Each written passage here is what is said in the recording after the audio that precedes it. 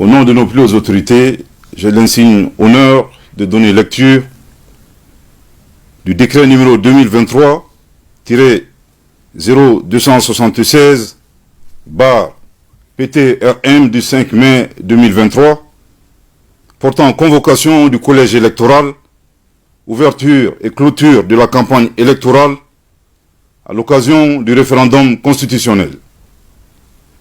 Le président de la transition, chef de l'État, vu la Constitution, vu la charte de la transition, vu la loi numéro 2022-001 du 25 février 2022 portant révision de la charte de la transition, vu la loi numéro 2022-019 du 24 juin 2022 modifiée portant loi électorale, vu le décret numéro 2021-0361/PTRM du 7 juin 2021 portant nomination du Premier ministre, vu le décret numéro 2022-0752/PTRM du 4 décembre 2022 portant nomination d'un ministre d'État, vu le décret numéro 2021-0385/PTRM du 11 juin 2021, modifié portant nomination des membres du gouvernement, statuant en Conseil des ministres, décrète. Article 1er. Le collège électoral est convoqué le dimanche 18 juin 2023 sur toute l'étendue du territoire national et dans les missions diplomatiques et consulaires de la République du Mali, à l'effet de se prononcer sur le projet de constitution annexé au présent décret. Toutefois, les membres des forces de défense et de sécurité voteront par anticipation le dimanche 11 juin 2023, conformément à la loi électorale. Article 2. Les électeurs auront à répondre par oui ou par non à la question suivante. Je cite: approuvez-vous le projet de constitution? Fin de citation. Article 3.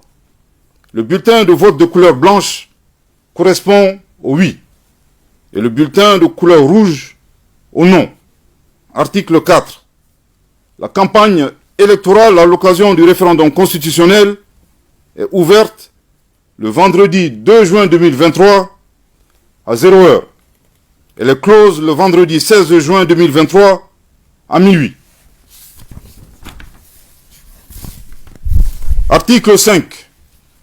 Le ministre d'État, ministre de l'Administration territoriale et de la décentralisation, le ministre de la Défense et des anciens combattants, le ministre de la Justice et des Droits de l'Homme, garde des Sceaux, le ministre de la Refondation de l'État, chargé des relations avec les institutions, le ministre de la Sécurité et de la Protection civile, le ministre des Affaires étrangères et de la coopération internationale, le ministre de l'Économie et des Finances, le ministre de la Communication, de l'économie numérique et de la modernisation de l'administration, et le ministre délégué auprès du Premier ministre, chargé des réformes politiques et institutionnelles, sont chargés, chacun en ce qui le concerne, de l'exécution du présent décret, qui sera enregistré et publié au journal officiel. Bamako, le 5 mai 2023, le président de la transition, chef de l'État, son Excellence, le colonel Assimi Goïta.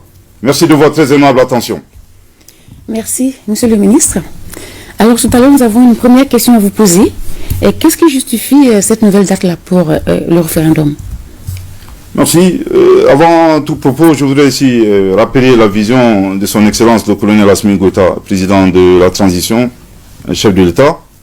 C'est celle de mener évidemment de retourner à l'ordre constitutionnel, mais avant ce retour, de mener des réformes politiques et institutionnelles prioritaires. Et cette vision prend en compte les aspirations profondes de notre peuple, aspirations exprimées lors des assises nationales de la refondation. Il vous souviendra qu'initialement, le référendum était prévu pour le 19 mars 2023, et nous l'avons annoncé, et qu'il y aura un léger report. Donc la nouvelle date du 18 juin 2023 qui vient d'être donnée prend en compte un certain nombre de réformes qui ont été mener des dispositions prioritaires qui ont été prises entre le mois de mars et jusqu'à présent. Évidemment, cette nouvelle date traduit à la fois le respect de la parole donnée. Je crois que c'est très important, surtout dans notre culture. Également, l'engagement du chef de l'État à respecter les recommandations des assises nationales de la refondation. À titre de rappel, l'adoption d'une nouvelle constitution fait partie, justement, de ces recommandations exprimées par notre peuple lors de cet important forum. Ensuite, je voudrais également préciser que l'application du chronogramme des réformes politiques institutionnelles, conformément aux instructions du chef de l'État, obéit à un principe clé, c'est la recherche constante d'un équilibre entre, d'une part, l'inclusivité et le consensus, et d'autre part, le respect des délais, donc le temps imparti à cette transition. Aujourd'hui, à la fois, le projet de constitution et l'organisation du référendum résultent justement de ce principe-là. Alors, Monsieur le ministre, est-ce que toutes les dispositions sont prises pour la tenue de ce référendum qui se tiendra le 18 juin prochain? Je voudrais aussi rappeler à l'opinion qu'il existe maintenant dans notre pays un organe unique chargé de la gestion des élections, à savoir l'autorité indépendante de gestion des élections, qui a pour mission justement de prendre en charge tous les aspects, toutes les opérations liées à la fois aux élections et à l'organisation du référendum. Je suis convaincu que les hautes compétences, les hommes et les femmes aujourd'hui qui animent cette structure, se prêteront le moment venu, en tout cas déclineront le moment venu, toute la stratégie et toutes les dispositions qu'ils prendront afin que le référendum du 18 juin 2023 soit un succès, Inch'Allah. Mais d'ores et déjà, je voudrais ici préciser que le chef de l'État a donné des instructions très fermes à tous les membres du gouvernement d'appuyer l'EJ dans tous les domaines, aussi bien les aspects sécuritaires, les aspects économiques et financiers et les aspects logistiques. Alors, nous sommes à un mois, quelques jours de ce référendum. Il est important de rappeler le sens que ce référendum a pour notre pays. À mon humble avis, ce qu'il faudrait garder à l'espoir, c'est cette phrase prononcée par le chef de l'État lors de la cérémonie de remise du projet de constitution, après l'étape de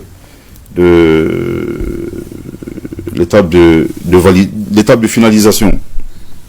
Finalisation à laquelle toutes les forces composantes de notre pays ont participé. Je pense qu'il a très clairement dit qu'il s'agit d'un espoir. L'espoir, en tout cas, pour le peuple malien, d'asseoir et de raffermir notre démocratie. C'est cette phrase que je retiens. En rappelant également qu'il s'agit qui est déjà avant aujourd'hui, il y a eu 3 tentatives avortées de révision d'une constitution.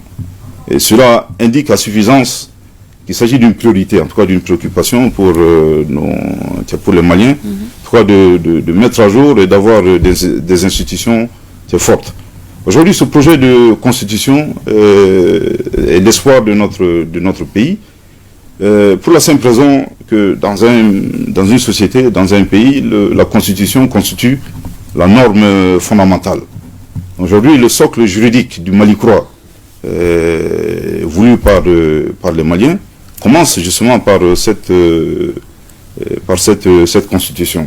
C'est d'autant plus important pour nous que c'est depuis 2012, le Mali fait face à une crise multidimensionnelle, je dirais, que je qualifierais d'existentielle, dont les moments sombres, je voudrais juste rappeler quelques épisodes traumatisants, c'est la perte de 55% de notre territoire national et bien entendu toutes les victimes de ce drame depuis 2012 à nos jours. Donc il est très important honnêtement qu'on se retrouve et que nous tentons de donner un nouvel élan à notre pays et que le Mali-Croix soit une réalité.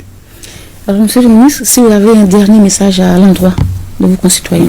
Avant de terminer, je voudrais ici, au nom de nos plus hautes autorités, au nom de tout le gouvernement, remercier toutes les personnes de bonne volonté qui se sont investies et qui s'investissent tous les jours à vulgariser ce projet de constitution afin que les Maliens se l'approprient.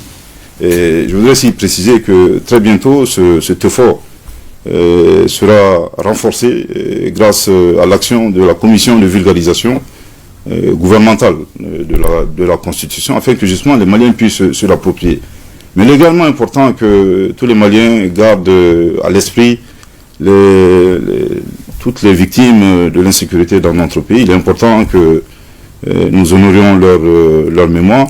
Et il est important également que le référendum se tienne, disons, soit teinté de paix, de sérénité et de tranquillité. Nous n'avons pas le luxe de nous diviser davantage. Je pense que c'est un moment, en tout cas c'est une occasion que nous avons de renforcer la cohésion nationale. Eh bien, merci, Monsieur le Ministre. Merci. Merci à vous, chers téléspectateurs, et bonne journée de vendredi.